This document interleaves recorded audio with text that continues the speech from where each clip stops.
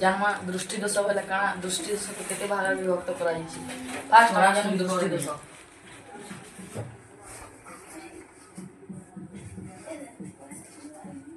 दृष्टि दोष बोले होचे जेन व्यक्तिटा भल से देखा नहीं पाए, जार समय न पावर कमी जायछि ताहा के दृष्टि दोष अछि बोली हम जानथि। तीन भाग में विभक्त करा जायछि।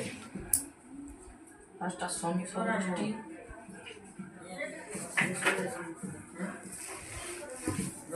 सेकंड दूरदृष्टि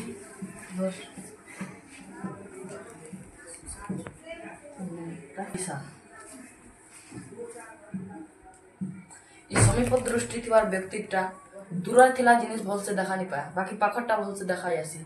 ये व्यक्तिटा जेन समीप दृष्टि थी जहाँके तार दूर बिंदु अनंत दूर ठार कमी जाती जार फल ताके चश्मा ने अवतल लेंस दरकार पड़सी।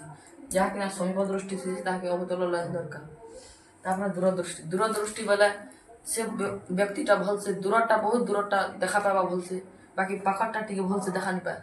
से लगी से उत्तल लेंस दरकार चश्मार व्यवहार करवार उचित।